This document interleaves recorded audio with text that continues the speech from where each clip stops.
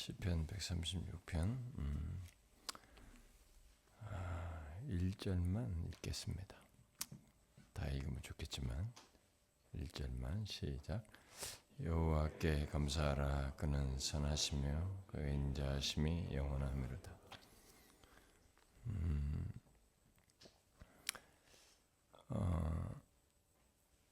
아마 어제 추수감사절 보내면서 우리 여러분들도 다 어떤 감사절에 대한 그런 말씀들을 전하고 나누었을 거라고 생각이 됩니다.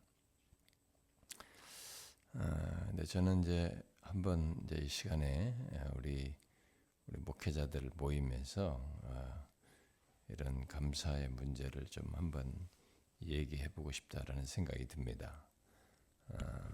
우리는 목회자는 성도들에게 이 감사에 대해서 이렇게 많이 가르치고 또 감사해야 된다고 말하는 사람들입니다. 그런데 정작 우리 목회자들은 이 감사하는 것에 우리 자신은 이게 좀 더디고 진정성이 덜하고 또 목회자이기 때문에 감사하는 어떤 행위를 하고 이런 목사이니까 또 해야 하니까 하는 그것이 강하게 드러날 때가 있고 또 그런 경우를 많이 봅니다. 제가 아는 에피소드는 어떤 한 목회자가 이제 저하고는 거의 신학교 동기 한 1, 2년 후배 정도 되는 그 목회자인데 자기가 이 감사절에 평상시도 자기가 감사 헌금을 잘 열심히 하고 있지만 하도 이 당임원들이나 이 장로들부터 중직자들이 정말 이게 감사 헌금조차도 제대로 안 하는 것이 너무 답답하고 안타까워서 설교를 해도 이게 실천도 안 하고 그래서 자기가 이 감사절에 이게 이럴 때 되는 자기가 항상 본을 보이기 위해서 헌금을 많이 한다고 그러더라고요. 그 헌금 액수가 깜짝 놀랐어요, 저도. 감사절에 그렇게 했다고. 근데 목회자가 이제 본을 보인다, 해야 된다라고 하는 것인데 사실 성도들이 감사하도록 해야 되겠죠. 감사가 없는 것 자체가 이게 이제 하나의 시금석이잖아요. 감사를 안 할 수가 없죠. 예수 믿기 전과 후 사이에 달라지는 것이 이 하나님에 대한 인지가 생기고 그 하나님이 어떤 분이신지를 알게 되었을 때, 그가 행하신 것을 알게 됐을 때 가장 자연스러운 우리들의 신앙적 반응 중에 하나가 감사잖아요. 감사가 없다는 것은 그가 하나님을 알지 못한다는 것이고 하나님께 대한 신앙이 바르지 않다는 것이고 진정성이 없다는 것이고 또 감사를 하지 않는 그 순간은 이 사람이 하나님을 잊고 있다는 얘기가 되잖아요. 그러니까 감사는 모든 우리 기독교 신앙의 출발점이지 않습니까? 이 칼빈도 모든 우리 기독교 신앙의 출발은 감사라고 하지 않습니까? 그게 이제 일반 이단들과 이 율법주의적인 종교와 이 참 기독교의 차이가 바로 거기에서 이 감사에서 벌써 나뉜다고 하지 않습니까? 그렇기 때문에 이 감사라고 하는 것은 우리들의 신앙에서 이게 형식성이라든가 해야 하니까 한다라는 수준으로서의 감사를 하는 것은 기독교의 감사는 아니라고 봅니다. 그것은 하나님에 대한 이해와 그분의 행하신 것에 대한 그 부인할 수 없는, 감사할 수밖에 없는 분명한 근거와 이유에 의해서 우리의 안에서 이게 드러나야 할, 그리고 성령께서 그런 감화 감동과 동료를 또 우리에게 기꺼이 그렇게 하고자 하는 어떤 우리 안에서 신앙적 반응을 분명히 성령께서 갖게 하시고 일으키신다고 믿거든요. 그것이 없을 수가 없다고 믿습니다. 그래서 여러분 골로새서도 보면은 이 바울이 의외로 골로새서 신약 서신들 중에서 이 골로새서의 감사라는 단어가 참 많이 나와요. 근데 거기서 아예 바울은 감사하는 자가 되라 그러거든요. 너희들이 하나의 부르심을 받은 사람으로서 한 공동체에서 너희들이 감사하는 자가 되라 이렇게 하는데, 그러니까 하나님의 백성은 감사하는 행위자가 아니라 감사하는 자인 거죠. 그게 우리의 신앙과 삶이고 기꺼이 그래야 되는 것이죠. 그러면 질문이 생기는 겁니다. 과연 우리들이 예수 믿는 사람들이 그런가라는 질문과 함께 오늘 예수 믿는 사람들이 그렇지 않으면 그 예수 믿는 사람들의 신앙과 삶에 문제가 있기 때문에 그것을 각성시켜야 될 것이고, 일깨워서 뭔가 감사하는 자라고 하는 것이 자신의 이 신자의 정체성으로서 어떤 갖는 것이고, 이게 특성으로서 갖는 것으로 그들을 일깨워야 되고 갖게 해야 될 것일 뿐만 아니라, 더욱이 앞서 있는 우리 목회자들, 그걸 가르치는 우리들이 과연 나도 이제 그런 자인가라는 걸 생각을 해봐야 되겠죠. 우리들이 감사하는 자가. 그런데 이 질문을 했을 때 우리 목회자들이 이 감사에 있어서 아까 제가 말한 에피소드처럼, 사례처럼 이렇게 가르치겠다고 하기 위해서 감사를 한다든가, 또 이 감사가 행위적으로 어떤 이 사건에 의해서 감사하다고 하는 현상적인 현실적인 어떤 그 드러난 좋다고 여겨질 그 어떤 결과가 좋은, 그래도 뭐가 내가 긍정할 것에 따라서 하는 감사에 이제 우리가 일반적으로 한단 말이에요. 그런 수준이냐라는 겁니다. 근데 이제 이 시편에서 이 시인이 이제 하는 것 중에 하나는, 이 시편이 어디에 써졌냐라는 이제 것이 이제 학자들 사이에서 시기를 알 수 없기 때문에, 자료상으로 남겨져 있지 않기 때문에 학자들 사이에서 약간 좀 견해 차이가 있어서 있습니다만은, 일반적으로 학자들은 이제 제5권의 시편의 제5권에 묶여 있기 때문에 다 포로 이후에 이들이 작성된 것, 거기에 이것을 이제 묶은 것에서도 그런 자료에 대한 인식을 하고 이들이 묶었을 것이다라고 봐서 포로 이후로 이제 거의 이것을 얘기한단 말이에요. 그런데 이제 포로 이후의 귀환에 대한 어떤 내용을 감사로서 말하는 직접적 진술이 136편에 없는 듯해서 약간의 퀘션을 갖는 사람도 있긴 있지만, 일단 거의 뭐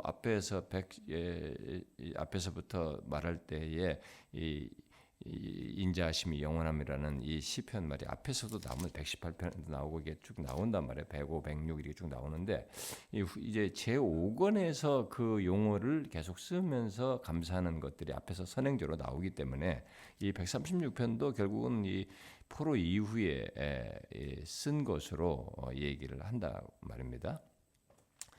그렇다고 하면은 이 136편에서 이 사람이 감사한다, 여호와께 감사하라, 이 감사를 몇 구절을 얘기한단 말이에요. 이게 이제 나중에는 이스라엘 백성들이 이제 회중적인 그런 이게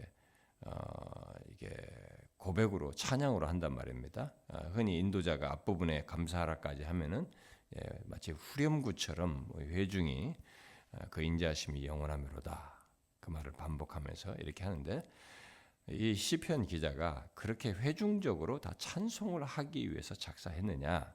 꼭 그렇게만은 볼 수는 없는 것이라고 봐요. 그렇게 이제 활용을 했겠죠. 했지만은 이제 메추니 같은 사람은 이렇게 이 영원하미로라는 이 말이 계속 반복되는 데는 점증적 이 감사의 이유에 하나님께서 이렇게 그 인자하심이 영원함이 점점 더 이렇게 모든 것에서 드러난 것을 표현한 것으로도 설명을 하기도 하는데, 우리가 한번 생각을 해보는 겁니다. 이 여호와께 감사하라라고 할 때 이 감사가 이 시인이 썼을 때는 여기서 지금 감사하라고 하면서 말하는 내용이 왜 감사해야 되느냐?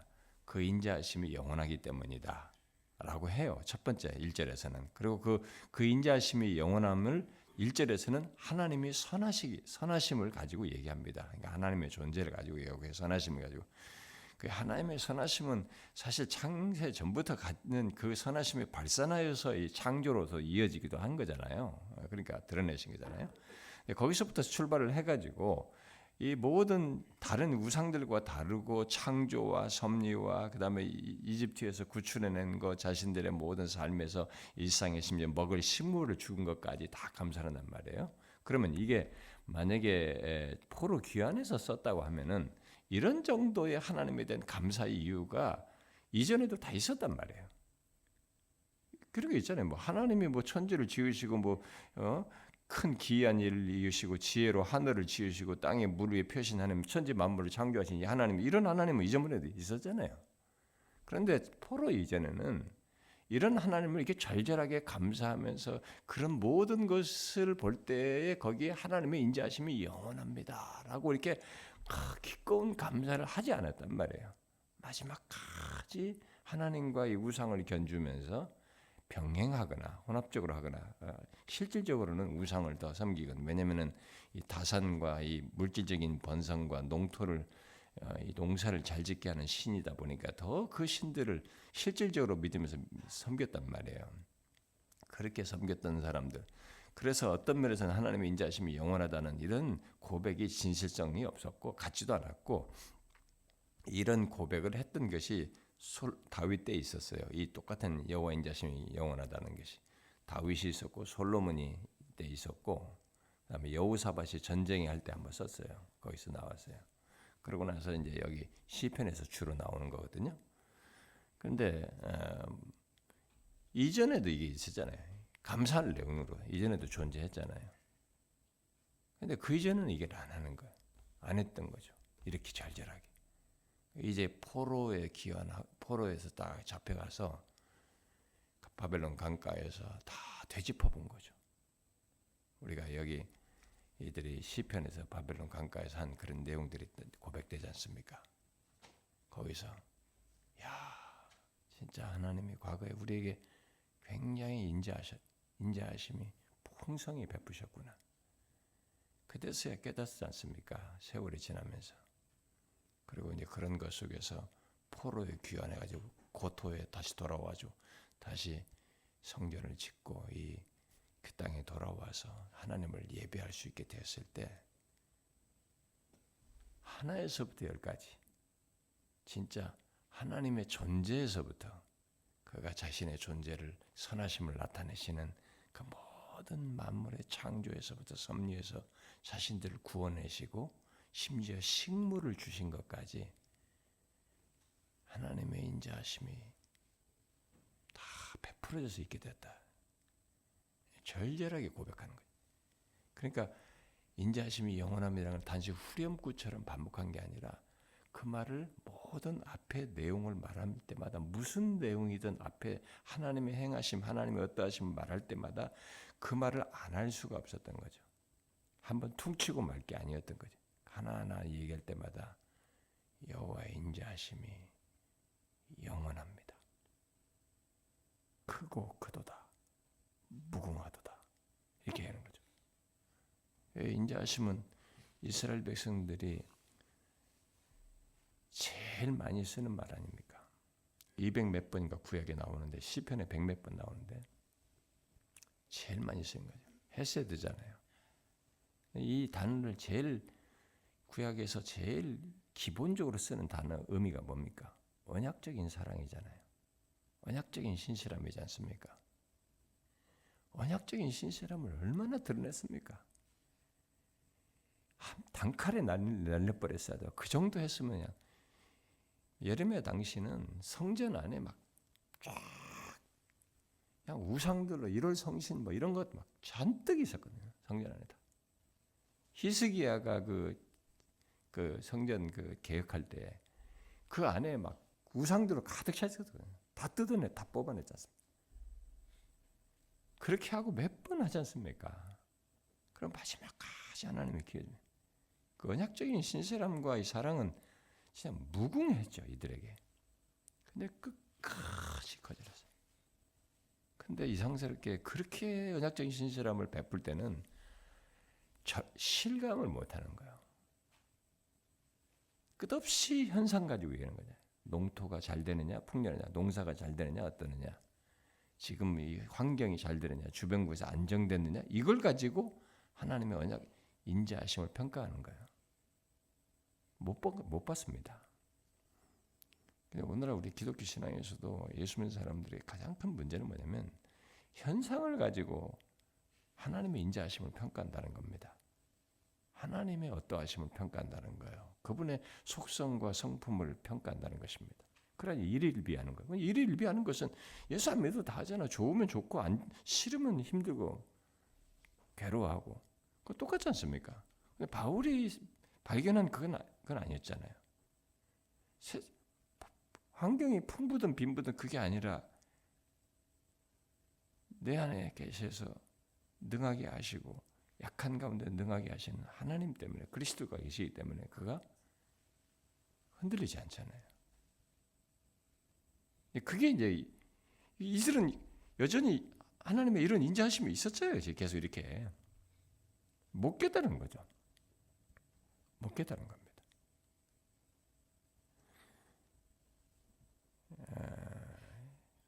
쓴맛을 보고 나서야 여호와의 인자심이 영원합니다. 과거로부터 우리가 지금까지 그리고 현재 시제로 그리고 미래까지도 하나님은 그렇게 하실 분이시다고 얘기하거든요. 그렇게 하실 분으로서 영원하다는 거예요. 이제서야 절절하게 고백하는 거예요. 한 내용을 말할 때마다 맞습니다. 여호와의 인자심이 영원합니다. 또 하나의 내용을 말하면 맞습니다. 하나님의 인자심이 그때서야 말을 하는 거예요. 저는 인간의 한계이기도 하고 연약함이기도 하다고 생각합니다. 어떤 면에서 우리가 현실이라고 하는 것이 우리를 항상 압도하기 때문에 현실을 가지고 평가를 하려고 하는 경향이 있기 때문에, 그런데 저는 우리가 끝없이 살면서 배워야 될 것 중에 하나가 뭐냐면, 경험적으로 배워야 될 게 뭐냐면 하나님의 백성을 향한 하나님의 연약적인 사랑과 신실함은 나의 무엇과 나의 감정과 내 현실에 의해서 이렇게 좌우될 수 있는 게 아니다. 그건 여전하다. 그러니까 바울이 로마서 8장에서 그리스도 안에서 장래일이나 사망이나 무엇이든 칼이든 위험이든 끊을 수가 없다. 이런 하여튼 열거할 수 있는 건 말이잖아요. 인간 세계 속에서 뭐 권세자들이든 무엇든 간에 열거할 수 있는, 심지어 죽음, 생명 다 거론하면서 그런 것이 다 있어도 그리스도의 사랑이 끊을 수 없다 이렇게 얘기하지 않습니까? 그러니까 그 사랑이라는 게 결국 이해했어야 되잖아요. 엄격하게 말하면, 더 구약으로 매치하면은 하나님의 백성들에 대한 연약적인 사랑이라고 하는 것은 내 현상에 의해서 좌우될 수 있는 건 아니잖아요. 내가 현재 안 좋은 걸 가지고 평가를 해서 연약적인 신실하심이 사라졌다, 에세드가 사라졌다 이렇게 말할 수 있는 게 아니잖아요. 나는 우리가 이제 이걸 많이 배우는 것이 결국은 성숙이고, 이걸 더 알고 하나님 앞에서 적절하게 이렇게 반응하게, 하나님의 인자심이 그런 조건에서도 어떤 조건에서는 영원하다고 말할 수 있는 것이, 그냥 내 현상과 상관없이 하나님의 존재만으로도 내가 이렇게 말할 수 있는 것이 결국 내가 성숙한 거예요. 이 천지 만물을 창조하신 하나님을 보면서 그 자연을 보는 것만으로서도 주의 인자하심이 영원합니다라고 말할 수 있는 것이 결국 우리가 하나님에 대한 이해가 바른 것이고, 이게 이제 정말 제대로 갖게 된 거죠. 응? 그 제가 우리 성도들에게 어떤 기독신문에 나온 그 조정이라고 하는 제 후배입니다. 후배가 쓴 거기에 그 내용을 내가 잠깐 인용을 해줬는데, 뭐 적어도 개인적인 친분이 있었습니다. 뭐 대학 다닐 때 후배로 있었기 때문에. 근데 그 친구가 거기다 글을 하나 썼더라고요. 이거 쓴 것 중에 그 엘르라고 하는 유명한 외국 잡지가 있지 않습니까? 잡지의 그 편집장인 법이라는, 도미니크 법이라는 사람이 이 뇌에 갑작스럽게 뇌에 어떤 문제가 생겨가지고 왼쪽 눈 외에는 모든 게 마비되는 그 사람이 1995년에 그렇게 돼가지고 그 사람이 이제 그런 상태에서 이게 왼쪽 눈으로 깜빡인 것으로 책을 쓰는 거예요. 친구들의 도움을 받아가지고 이게 알파벳을 보여주고 그 알파벳일 때 깜빡거리고 이렇게 해가지고 무려 20만 번 이상을 깜빡거려가지고 책을 한 권 쓴 것이 나왔는데 그 친구가 그 사람 그 스토리를 거기다 잠깐 얘기를 했더라고요. 근데 그 사람이 그 책의 서문에 그 얘기를 한 겁니다. 이 보베라는 사람이 고인 침이 고이지 않고 고인 침이 흘러내리지 않고 그 고인 침을 삼킬 수 있다면 이 세상에서 가장 행복한 사람이다. 그렇게 서문에서 쓴 거예요. 보베라는 사람이. 사람이라고 하는 게 그런 것이죠. 우리가 침 삼키는 거야 뭐 항상 있는 일 아닙니까? 뭐 우리가 뭐 침 삼키는 게 그렇게 침 삼킨다고 그게 이 세상에서 가장 행복한 사람을 누가 말합니까? 근데 그런 조건에 놓이니까 침이 마비가 됐으니까 침이 고이면 또 흘러내리잖아요. 근데 흘러내리지 않고 적절한 타이밍에 삼킬 수 있는 것이 이 세상에서 가장 행복한 사람이다. 이렇게 이제 서문에서 얘기한 거죠. 사실 이들이 포로에 가서 뒤늦게 한 거죠. 하나님은 여전했던 겁니다. 헤세드를 나타내고 있었던 거죠. 그리고 사실은 이 포로까지도 거기 있다가 돌아오게 하시겠다고 하는 맥락에서 하나님은 헤세드를 나타내셨어요. 우리가 못 보는 겁니다. 그러니까 현상만 가지고 얘기하는 거죠. 네, 이런 부분에서 사실 성도들도 눈을 떠서 그래 삶을 살아야 되지만 사실 우리 목회자들도 이런 부분에서 나는 이렇게 감사하는 자라고 말하는 것이 우리에게 있어야 되잖아요. 목회 환경에서 눈에 보이는 것을 일일비하고 마치 하나님의 헤세드가 없는 것처럼 우리를 향한 하나님의 인자하심이 믿는 나와의 관계에서뿐만 아니라 목회자로서의 사역에 매진하는 나에게 하나님께서 그런 것을 나타내지 않는 것처럼 그것이 마치 끝난 것처럼 보는 그런 것은 우리의 모습을 통해서 그대로 이게 성도들에게도 전달되어서 결코 득될 게 없다라고 봅니다.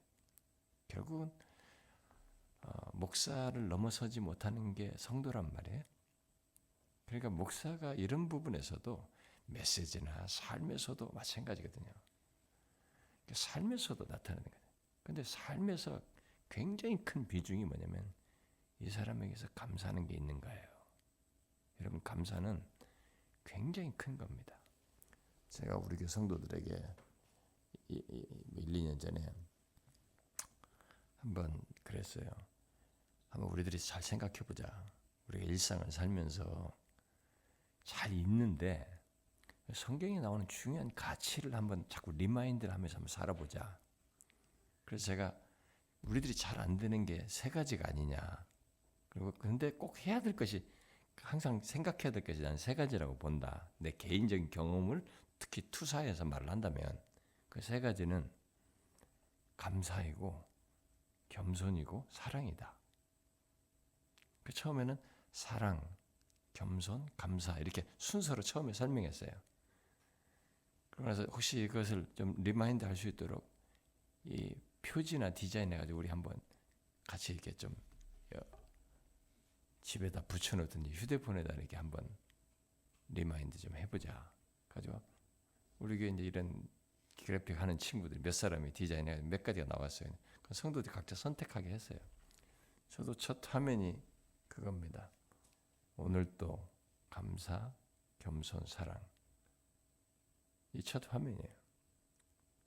제가 이제 제안을 했고 저도 화면이 오면 바로 이겁니다. 근데 순서를 제가 바꿨습니다. 사랑, 겸손, 감사가 아니고 첫 번째가 감사다. 여러분들이 표지 디자인 할 것 같으면 감사를 제 상단에 놓아라. 제가 그렇게 했어요. 감사해요, 여러분. 감사가 첫 번째입니다. 그게 안 되면 다 무너져요. 우리는 생각해 봐야 됩니다. 우리에겐 하나님이 있거든요. 내가 죽을 정도의 조건에 놓여도 하나님이 계시고 하나님의 바울이 말한 것처럼 그리스도 안에서의 그 사랑, 구약에서 말한 이 언약적인 사랑은 사라지지 않습니다. 우리는 그것에 힘입어서 살게 되고 사역도 감당할 수 있고 무엇을 할 수 있습니다. 특히 그리스도 안에서 이걸 선명하게 우리에게 가르쳐줬고 그렇다는 걸 증거를 하셨기 때문에 우리는 이 시인이 말한 것처럼 감사하라. 정말 그럴 수밖에 없는 거죠. 그 인자하심이 영원하기 때문에. 나는 우리 사역자들이 먼저 이런 것에서부터 삶에서 항상 가져야 된다. 내가 일일비하면서 뭐 성도들에게 설교로든 삶으로든 막 감사가 없는 불평하고 계속 안 되는 것만 자꾸 얘기하면서 이렇게 하게 되면 성도들도 같이 그렇게 똑같아져요. 똑같이 불평하고 원망하고 눈에 보이는 현상 가지고 하나님을 이렇게 판단하고 일일비하면서 살아가는 거죠. 그건 기독교 신앙이 아니지 않습니까? 이런 부분에서 우리가 먼저 이렇게 증거만 할 게 아니라 내 자신 목회자인 나에게서부터 먼저 확인하고 선명하게 가지면 좋겠어요. 감사하는 자로서 사는 거 말이죠. 너무 뻔한 얘기입니까? 잘 안 됩니다. 제가 그 세 가지 제가 잘 안 되기 때문에 제안한 거고 저도 리마인드 자꾸 하려고 하는 겁니다. 한번 생각해 보십시오. 목회자가 아무리 어려워도 감사하면서 살아갈 때 하나님이 다음에 감사를 주십니다. 그게 하나님이 하시는 방식이에요.